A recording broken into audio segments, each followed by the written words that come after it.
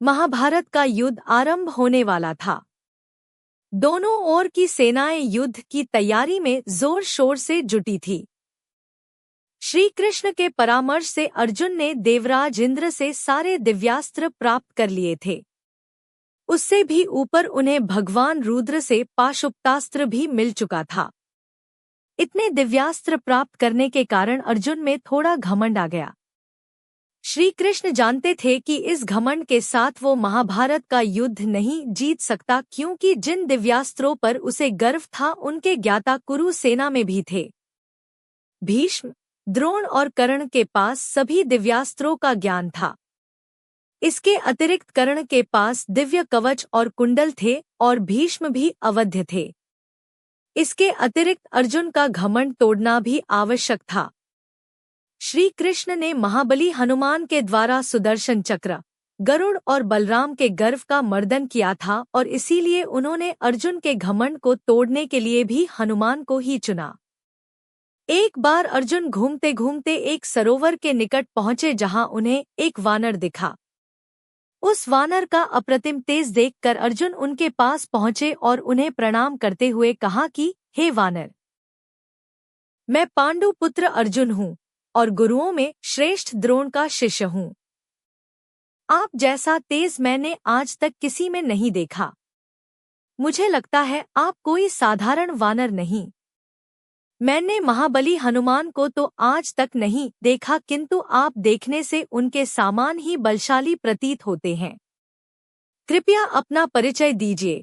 अर्जुन की नम्रता से प्रसन्न होकर उस वानर ने, जो महाबली हनुमान ही थे, कहा, हे अर्जुन, मैं ही हनुमान हूँ। अपने भ्राता भीम से मैंने तुम्हारे शौर्य के बारे में सुना था।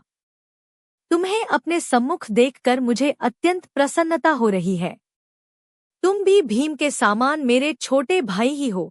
अपने सामने महाबली हनुमान को पाकर अर्जुन ने उन्हें दंडवत प्रणाम किया और कहा, हे महाबली, ये तो मेरा सौभाग्य है कि मुझे आपसे मिलने का अवसर प्राप्त हुआ। हम एक महायुद्ध की तैयारी कर रहे हैं और मैंने देवराज इंद्र से सभी दिव्यास्त्र और आप जिनके अंश महादेव से पाशुपतास्त्र भी प्राप्त कर लिया है। इसी कारण मुझे विश्वास है कि ये युद्ध तो हम सहज ही जीत जाएंगे। आज आपके दर्शन के बाद मेरा विश्वास और दृढ़ हो गया है, किंतु आपसे एक प्रश्न पूछना चाहता हूँ। अर्जुन की बात सुनकर हनुमान भी समझ गए कि इस समय अर्जुन गर्व के वेग में है, किंतु उन्होंने कुछ कहा नहीं। हनुमान की आज्ञा मिलने पर अर्जुन ने पूछा कि हे महाबली, देवी सीता की खोज में जाते समय आप लोगों ने सेतु बनाने के लिए इतना परिश्रम क्यों किया? आपके नायक तो धनुर्धरों में श्रेष्ठ स्वयं श्री राम थे। वे अपनी धनुर्विद्या से सागर पर बाणों का सेतु बना सकते थे। अर्जुन को इस प्रकार कहते देख हनुमान ने हंसते हुए कहा, निःसंदेह मेरे प्रभु श्रीराम सर्वश्रेष्ठ धनुर्धर थे, किंतु हे अर्जुन, वो सागर 100 योजन लंबा था और इसके अतिरिक्त बाणों का सेतु सुग्रीव, अंगद, नल, नील और असंख्य महावीर वानरों का भार नहीं संभाल सकता था। इस पर अर्जुन ने कहा कि अवश्य संभाल लेता। आप कदाचित धनुर्विद्या के विषय में उतना ज्ञान नहीं रखते, किंतु एक धनुर्धर होने के कारण मैं कह सकता हूँ कि बाणों का सेतु आप सबका भार संभाल लेता। मैं तो श्रीराम का एक अंश भी नहीं, किंतु अगर आप कहें तो मैं आपको इस सरोवर पर सेतु बांध कर दिखा सकता हूँ। अर्जुन को इस प्रकार बोलते देख हनुमान ने कहा कि ठीक है, तुम सेतु बांधो, पर क्या तुम्हें लगता है कि वो मेरा भार संभाल सकेगा? इस पर अर्जुन ने कहा, मैं अभी इस सरोवर पर बाणों का सेतु बांधता हूँ। अगर वो आपके भार से टूट गया तो मैं अग्नि समाधि ले लूंगा। ऐसा करते हुए अर्जुन ने अपने मंत्र सिद्ध बाणों से उस सरोवर पर एक सेतु का निर्माण कर दिया और हनुमान को उस पर चढ़ने को कहा। हनुमान ने अर्जुन की इस अज्ञानता पर हंसते हुए अपने सामान्य रूप में ही उस सेतु पर अपना पग धरा। जैसे ही हनुमान का पग उस सेतु पर पड़ा, उनके अंगूठे के भार से ही वो सेतु टूट गया। ऐसा देखकर अर्जुन शर्म से पानी पानी हो गया। उसका सारा घमंड एक क्षण में टूट गया। अर्जुन अग्नि समाधि के लिए तैयार हुआ तो हनुमान ने उसे रोकते हुए कहा कि हे अर्जुन, विषाद त्यागो, इसमें लज्जा की कोई बात नहीं है। तुमने दूसरे के बल का कोई अनुमान ना लगाते हुए केवल अपने बल के आधार पर ऐसी शर्त लगा ली। तुमने तो एक निरीह बालक के समान व्यवहार किया है, अतः मैं तुम्हें क्षमा करता हूँ। तुम्हें अपने प्राण त्यागने की आवश्यकता नहीं है। हनुमान से ऐसी सांत्वना पाकर अर्जुन को कुछ संतोष हुआ, किंतु उसने फिर कहा, हे महाबली, मैं एक बार फिर प्रयास करना चाहता हूँ। अर्जुन को ऐसा कहते देख हनुमान कुछ क्रोध में बोले, हे अर्जुन, बालक के समान बातें मत कर। जो व्यक्ति अपनी गलती से शिक्षा नहीं लेता उसका कभी कल्याण नहीं होता। अपने सेतु का हाल देखकर भी तू फिर वही गलती करना चाहता है।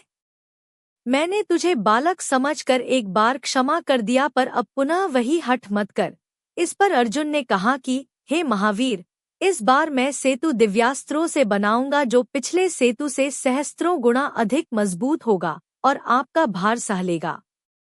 अगर इस बार भी सेतु टूट गया तो मैं गांडीव की शपथ लेकर कहता हूँ कि मैं अवश्य ही अग्नि समाधि ले लूंगा। ऐसा कहकर अर्जुन ने अपने समस्त दिव्यास्त्रों से एक और सेतु का निर्माण किया। हनुमान बड़े धर्म संकट में पड़ गए। वे अर्जुन के प्राण नहीं लेना चाहते थे, किंतु उसका घमंड भी तोड़ना आवश्यक था। उन्होंने श्रीराम का नाम लिया और अपना एक पग सेतु पर रखा। उनके पग धरते ही सेतु डगमगाने लगा।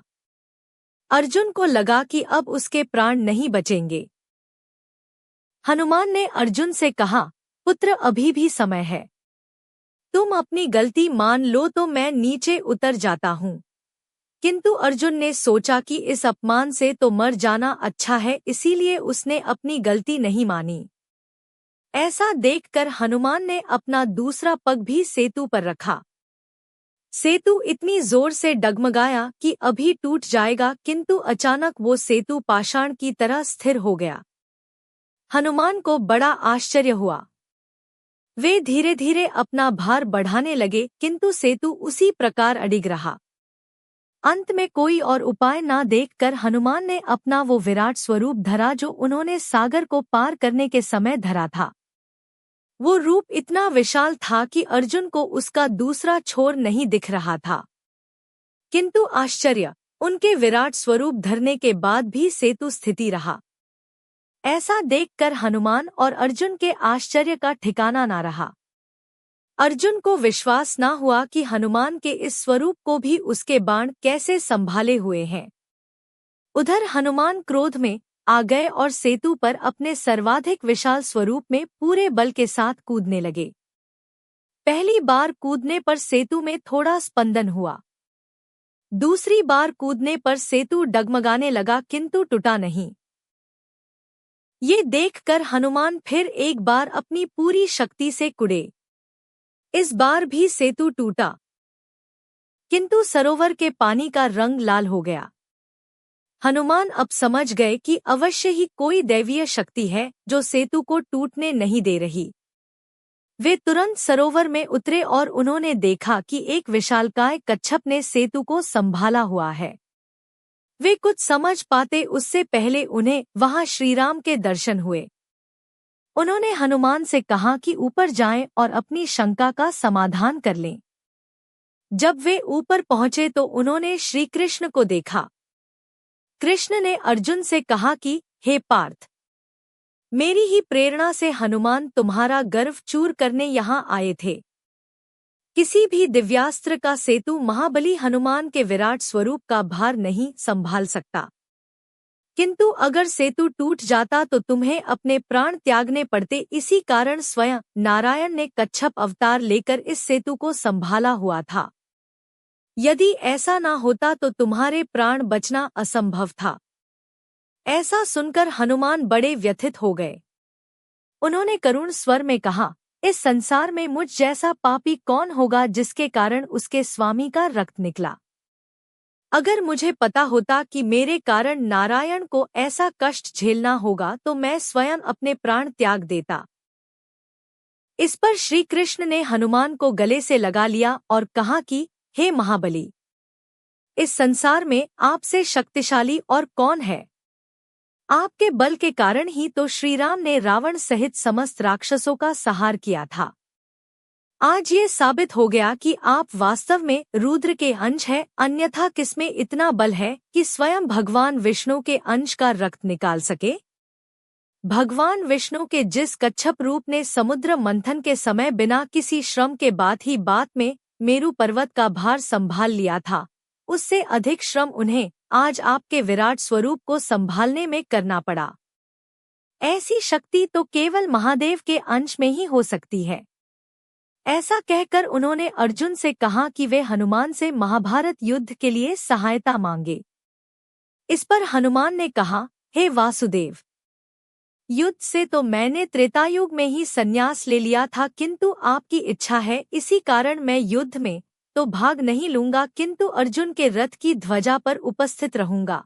ऐसा कहकर हनुमान ने दोनों को आशीर्वाद देकर वहां से विदा किया। अपने वचन के अनुसार महाभारत के युद्ध में महाबली हनुमान अर्जुन के रथ की ध्वजा पर विराजमान रहे और अर्जुन की रक्षा में श्री कृष्ण के साथ साथ बड़ी भूमिका निभाई।